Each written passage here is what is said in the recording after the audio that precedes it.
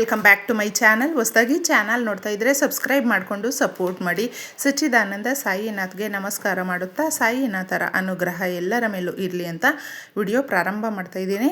ಮಂಗಳವಾರ ಮಾಡುವಂಥ ಪರಿಹಾರಗಳು ನಮ್ಮ ಸಾಲದ ಸಮಸ್ಯೆಗಳನ್ನು ಬಗೆಹರಿಸುತ್ತೆ.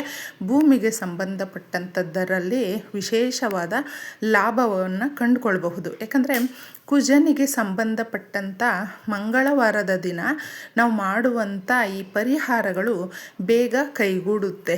ಏನೇ ಒಂದು ಗ್ರಹ ದೋಷಗಳ ಅದರಿಂದ ನಾವು ಪ್ರತಿ ಸಾರಿ ಸಮಸ್ಯೆಯನ್ನು ಎದುರಿಸ್ತಾ ಇದ್ದರೆ ನಿವಾರಣೆ ಮಾಡಿಕೊಳ್ಳುವಂಥ ಅದ್ಭುತವಾದ ದಿನ. ಈ ದಿನ ಆಂಜನೇಯ ಸ್ವಾಮಿಯನ್ನು ಕೂಡ ಪೂಜಿಸೋದ್ರಿಂದ ಹಾಗೂ ಮುಖ್ಯವಾಗಿ ನಾವು ಸುಬ್ರಹ್ಮಣ್ಯ ಸ್ವಾಮಿಯನ್ನು ಕೂಡ ಆರಾಧನೆ ಮಾಡೋದ್ರಿಂದ ಗ್ರಹದೋಷಗಳಿಂದ ನಿವಾರಣೆ ಹೊಂದಬಹುದು ಅಂತ ಸಾಕಷ್ಟು ಪರಿಹಾರ ಶಾಸ್ತ್ರಗಳಲ್ಲೇ ನಮಗೆ ತಿಳಿಸಿರುವಂಥದ್ದು. ಎಷ್ಟೋ ಜನಕ್ಕೆ ದಂಪತಿಗಳಿಗೆ ಮಕ್ಕಳಾಗಿರೋದಿಲ್ಲ, ಮದುವೆ ಏಜಿಗೆ ಬಂದಿರುವಂಥವರು ಕೂಡ ಮದುವೆ ಆಗಿರೋದಿಲ್ಲ, ಹಾಗೂ ಭೂಮಿಗೆ ಸಂಬಂಧಪಟ್ಟಂಥ ದೋಷಗಳು ನಿಮ್ಮದೇ ಜಾಗ ಆಗಿದ್ದರು, ನಿಮ್ಮದೇ ಸೈಟ್ ಆಗಿದ್ದರು, ನಿಮ್ಮದೇ ಆಸ್ತಿ ಆಗಿದ್ದರೂ ಕೂಡ ಯಾವುದೋ ಒಂದು ತಂಟೆ ತಕರಾರಿನಿಂದ ಸಾಕಷ್ಟು ಕಷ್ಟಗಳನ್ನು ಪಡ್ತಾ ಇದ್ದೀರಾ. ಅದಕ್ಕೆ ತುಂಬ ದುಡ್ಡನ್ನು ಖರ್ಚು ಮಾಡ್ತಾ ಇದ್ದೀರಾ, ಸಮಯವನ್ನು ಕೂಡ ಖರ್ಚು ಮಾಡ್ತಾ ಇದ್ದೀರಾ ಅಂತ ಹೇಳಿದ್ರೆ ನೀವು ಈ ಪರಿಹಾರವನ್ನು ಆರಾಮಾಗಿ ಮಾಡಿಕೊಳ್ಬಹುದು. ಇನ್ನು ಮಂಗಳವಾರ ಸ್ನೇಹಿತರೆ, ಎಷ್ಟೋ ಜನಕ್ಕೆ ಲಕ್ಷಗಳು, ಕೋಟಿಗಳು, ಸಾವಿರ ಈ ರೀತಿ ಅವರವರ ಶಕ್ತಿಯಾನುಸಾರ ಸಾಲವನ್ನು ಮಾಡಿಕೊಂಡಿರ್ತಾರೆ. ನಾವು ತುಂಬ ಚಿಕ್ಕದಾಗಿ ಯೋಚನೆ ಮಾಡಿಬಿಡ್ತೀವಿ ಕೆಲವೊಂದು ಬಾರಿ. ಈ ಪರಿಹಾರಗಳನ್ನು ಮಾಡಿಕೊಳ್ಳೋದ್ರಿಂದ ನಮಗೇನು ಲಕ್ಷಗಳು, ಕೋಟಿಗಳ ಸಾಲವಿದ್ದರೆ ತೀರ್ಬಿಡುತ್ತಾ ಅನ್ನುವಂಥ ಒಂದು ಡೌಟು, ಸಂಶಯ ಬರುತ್ತೆ. ಆ ರೀತಿ ನೀವು ನಿಮ್ಮ ಮನಸ್ಸಿಗೆ ಬರಮಾಡ್ಕೊಳ್ದೇನೆ ತಪ್ಪದೆ ಇದನ್ನು ನಂಬಿಕೆಯಿಂದ ಮಾಡಿಕೊಳ್ಳೋದ್ರಿಂದ, ಯಾಕಂದರೆ ಮಂಗಳವಾರ ಫಸ್ಟೇ ತಿಳಿಸ್ದೆ ಕುಜನಿಗೆ ಸಂಬಂಧಪಟ್ಟಂಥ ವಾರ ಆಗಿರೋದ್ರಿಂದ ಈ ಪರಿಹಾರವನ್ನು ಮಾಡಿಕೊಳ್ಳೋದು ಯಥೇಚ್ಛವಾದಂಥ ಲಾಭಗಳನ್ನು ಕಂಡುಕೊಳ್ಬಹುದು. ಸಾಲವನ್ನು ತೀರಿಸುವಂಥ ಮಾರ್ಗಗಳು ನಮಗೆ ಸೂಚಿಸುತ್ತೆ. ಯಾಕಂದರೆ ನಂಬಿಕೆ ಅನ್ನುವಂಥದ್ದು ಇಲ್ಲಿ ಪ್ರಾಧಾನ್ಯವಾಗಿರುತ್ತೆ.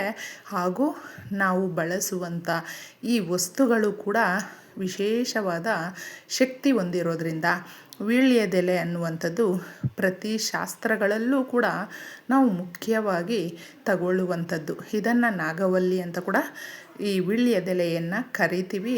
ಇದರಲ್ಲಿ ವಿಶೇಷವಾಗಿ ಲಕ್ಷ್ಮೀನಾರಾಯಣರು ಇರೋದ್ರಿಂದ ತುಂಬಾ ಲಾಭವನ್ನು ಕಂಡುಕೊಳ್ಳಬಹುದು.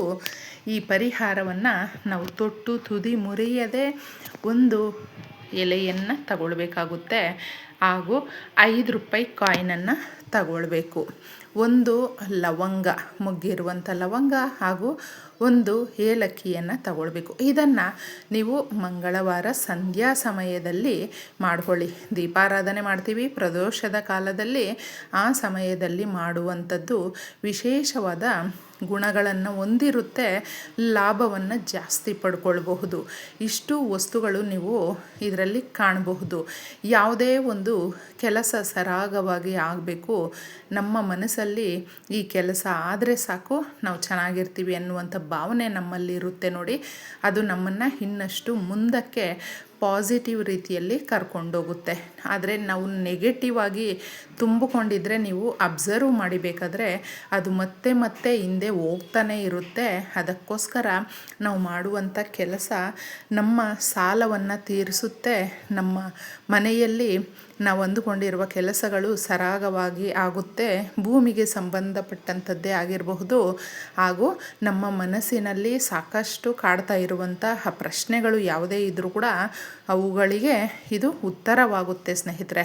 ಅದಕ್ಕೆ ಮಂಗಳವಾರಕ್ಕೆ ತುಂಬ ವಿಶೇಷತೆ ಇರುತ್ತೆ. ಎಷ್ಟೋ ಜನಕ್ಕೆ ಈಗಿನ ಕಾಲಮಾನದಲ್ಲಿ ಒಂದು ಸ್ವಲ್ಪ ಸ್ವಂತವಾಗಿ ಭೂಮಿ ಇದ್ದರೆ ಅವರೇ ಲಕ್ಷಾಧೀಶ್ವರರು, ಕೋಟ್ಯಾಧೀಶ್ವರರು, ಸಂಪತ್ತನ್ನು ಹೊಂದಿರುವಂಥವರು ಅಂತ ಕನ್ಸಿಡರ್ ಮಾಡ್ತಾರೆ.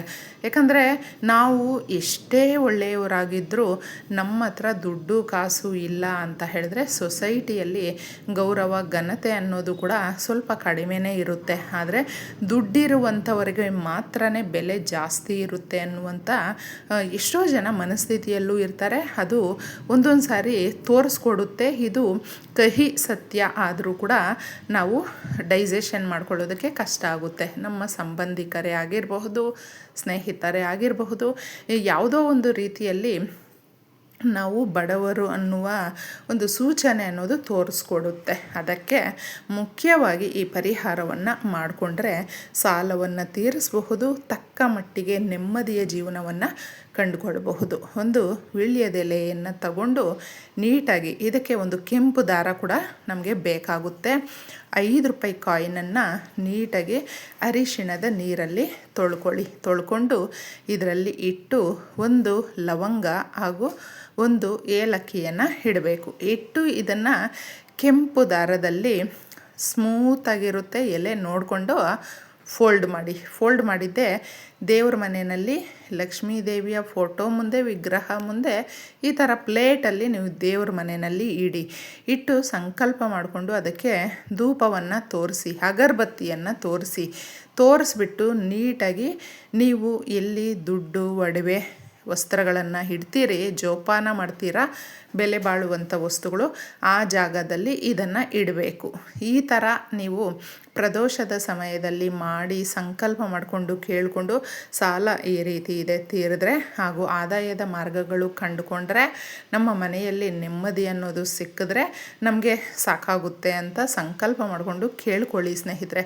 ಈಗ ಎಷ್ಟೋ ದುಡಿತೀವಿ, ಎಷ್ಟೋ ನಮಗೆ ಏನೆಲ್ಲ ಒಂದು ಪ್ಲ್ಯಾನ್ ಮಾಡಿಕೊಂಡು ಮಾಡ್ತೀವಿ, ಆದರೂ ಕೆಲವೊಂದು ಸಾರಿ ಎಷ್ಟೇ ಮಾಡಿದ್ರೂ ನೆಮ್ಮದಿ ಅನ್ನೋದು ನಮಗೆ ಇರೋದೇ ಇಲ್ಲ. ಅಂತಹವರು ತಪ್ಪದೇ ಇದನ್ನು ಮಾಡಿಕೊಂಡಾಗ ನೆಮ್ಮದಿಯ ಜೊತೆ ನಮಗೆ ಆದಾಯದ ಮಾರ್ಗಗಳು ಕೂಡ ತೆರೆದುಕೊಳ್ಳುತ್ತೆ. ನಾವು ಎಷ್ಟೇ ಸೊಸೈಟಿಯಲ್ಲಿ ನಮ್ಮದೇ ಆದಂಥ ಸ್ಥಾನಮಾನವನ್ನು ಪಡ್ಕೊಳ್ಬೇಕು, ಗೌರವ ಘನತೆಯಿಂದ ಕಾಪಾಡ್ಕೊಳ್ಬೇಕು ಅಂತ ಹೇಳಿದ್ರೆ ನಮಗೆಲ್ಲ ರೀತಿಯಲ್ಲೂ ಕೂಡ ಒಂದು ಬುದ್ಧಿ, ಜ್ಞಾನ, ಅದನ್ನು ನಾವು ಬ್ಯಾಲೆನ್ಸ್ ಮಾಡುವಂಥ ಮನಸ್ಥಿತಿ ಅನ್ನುವಂಥದ್ದು ಕೂಡ ಬೇಕಾಗುತ್ತೆ. ಅದಕ್ಕೆ ಈ ರೀತಿಯ ಪರಿಹಾರಗಳು ಸಹಾಯ ಮಾಡುತ್ತೆ. ಹೌದು ಸ್ನೇಹಿತರೆ, ಇಲ್ಲ ಅಂತ ಹೇಳಿದ್ರೆ ನಾವು ಮನಸ್ಸಿನ ಮೇಲೆ ಅದರ ಯಥೇಚ್ಛವಾದಂಥ ಪ್ರಭಾವ ಬೀರೋದ್ರಿಂದ ನಾವು ಇದನ್ನೆಲ್ಲವೂ ಯಾವುದೇ ಒಂದು ರೀತಿಯಲ್ಲೂ ಲೆಕ್ಕಕ್ಕೆ ತಗೊಳ್ಳೋದಿಲ್ಲ. ಹೆಂಗಂದರೆ ಹಂಗೆ ನಾವು ನಡ್ಕೊಳ್ಬಿಡ್ತೀವಿ. ಆಗ ಇವ್ರಿಗೆ ಒಂದು ಜ್ಞಾನ ಇಲ್ಲ, ವಿವೇಚನಾ ಶಕ್ತಿ ಇಲ್ಲ ಅಂತ ಕೂಡ ಎಷ್ಟೋ ಜನ ಮಾತಾಡ್ಕೊಳ್ತಾರೆ. ಇದನ್ನೆಲ್ಲವೂ ನಾವು ಒಂದು ಹತೋಟಿಯಲ್ಲಿ ಇಟ್ಕೊಂಡು ಮುಂದೆ ಸಾಗ್ತಾ ಇದ್ದರೆ ನಮ್ಮ ಜೀವನ, ಆದಾಯ ಪ್ರತಿಯೊಂದು ಕೂಡ ಒಂದೊಂದೇ ನಾವು ಅಭಿವೃದ್ಧಿಯ ದಾರಿಯನ್ನು ಪಡ್ಕೊಳ್ಬಹುದು, ಮುಂದೆ ಸಾಗಬಹುದು. ಇದು ಎಲ್ಲವೂ ಕೂಡ ಅಮೂಲ್ಯವಾಗಿರುವಂಥದ್ದು, ಜೀವನಕ್ಕೆ ಬಹಳ ಮುಖ್ಯವಾಗಿರುವಂಥದ್ದು ಸ್ನೇಹಿತರೆ. ಇಷ್ಟು ಇಟ್ಟು ನೀವು ಬೀರ್ವಾನಲ್ಲಿ ಇಟ್ಬಿಡಿ. ಇದು ಒಂದು ವಾರ 15 ದಿನ ಆದಮೇಲೆ ಒಣಗುತ್ತೆ. 5 ರೂಪಾಯಿ ಕಾಯಿನನ್ನು ನಿಮ್ಮ ಬೀರ್ವಾನಲ್ಲಿ ಇಟ್ಕೊಂಡು ಇನ್ನು ಮಿಕ್ಕಿದ ವಸ್ತುಗಳನ್ನು ಹಸಿರು ಗಿಡಗಳ ಹತ್ರ ಹಾಕಿ, ಇಷ್ಟೇ ಸುಲಭವಾಗಿ.